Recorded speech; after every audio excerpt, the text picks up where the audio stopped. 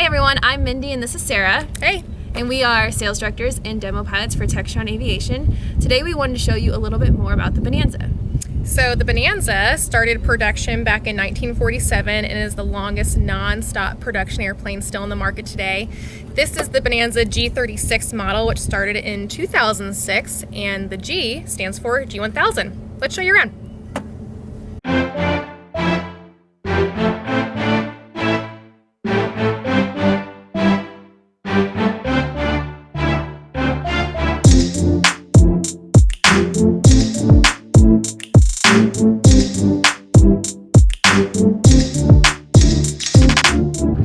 We're going to start with the walk around up at the engine. The engine is a Continental IO 550. It's 300 horsepower and a 1900 hour TBO. The engine's very flexible. It's put on a lot of different aircraft models. For us, that's on the Baron and the Bonanza. You can run it lead a peak or rich a peak. So if you want to run it lead a peak, you can go much farther, fly a little bit slower, but you can have much longer legs. And then if you want to run rich a peak, you can get that max cruise, which is 176 knots, and get there much faster. The next thing we're going to show you today is the wing. The wings are very durable, high integrity because they have double spars running from wingtip to wingtip. It also has a 3.5-degree twist in the wing. So that's going to make sure that it stalls at the root of the wing first. That way you still have aileron control during slow flight conditions. We also have stall strips on the wing. And we have a VORTEX generator. We get a lot of questions about this. That's this triangle piece here out on the leading edge of the wing. And that's going to make sure that you get good airflow going over your ailerons during slow flight conditions. The last thing we want to show you about the wing is the fuel system. It is a bladder system. It has 74 gallons of usable fuel. And there is a tab system in there so you can see when you have 64 gallons and 54 gallons. So if you don't want to fully top off, you can see how much fuel you have otherwise. The next part of our walk around is the landing gear. The landing gear is the same landing gear used on the Beechcraft Duke, the Baron, and the T-34, so it's used on a few different aircraft models. The operation speeds on the landing gear is only 3 seconds, so it's nice and fast. You can pull it up nice and quick, and you can also put it down at 154 knots, so down to short final, you can keep up really high air speeds. Now we're going to make our way back towards the tail. The elevator has dual spars as well, just like our wings did, so it's got a lot of integrity.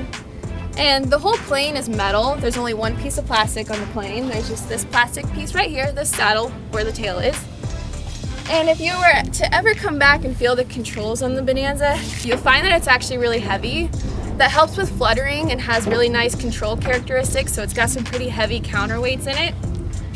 As we keep moving back, there's dual trim tabs on the elevator. So they're connected, but they're also independent, so that helps with some redundancy. And a cool thing about the Bonanzas is that it has interconnected ailerons and rudder. So anytime you put aileron control in, you also get a little bit of help on the rudder, just by the way that it's connected, so it helps you a lot with staying coordinated. That's about it for the exterior. Now I'm going to hand it over to Sarah, and she's going to show you guys all about the cabin features.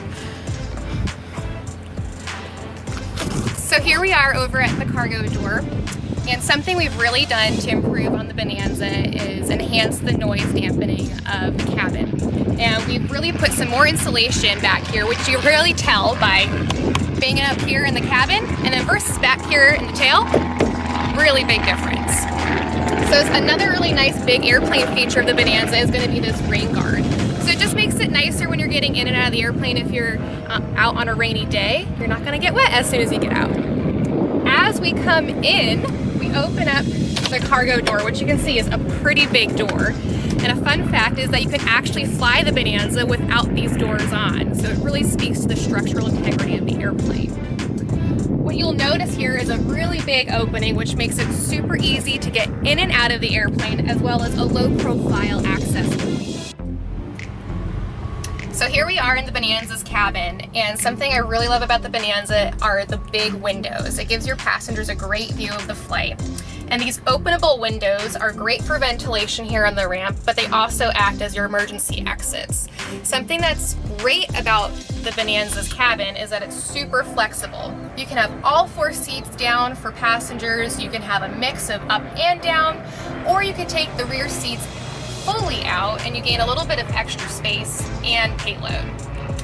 What's great also about these middle row of seats is that they are on a track system, they also recline, and they have lumbar support, so it just makes flying for your passengers so much more comfortable. So there are a lot of options as far as to how you load the airplane with your baggage when you're taking a trip in the Bonanza. And so one of the first places to store baggage is up here between the first and second row of seats. This is the strongest point of the airplane. This is where the wing spar runs. And you can put up to 200 pounds of baggage, and this small roller-on carry-on bags actually fit up here as well. So really useful space. And then coming out of the cabin here, you can store up to 70 pounds on the shelf back here. And another option would be to even take the rear seats out and gain this extra space back here in the cabin for baggage and payload. Okay, let's go check out the cockpit of the Bonanza. Something you'll notice that there's a really wide wing walk, and this really speaks to the structural integrity of the airplane. So as we get into the Bonanza, you'll see the G1000 NXi. Let's go get this thing started.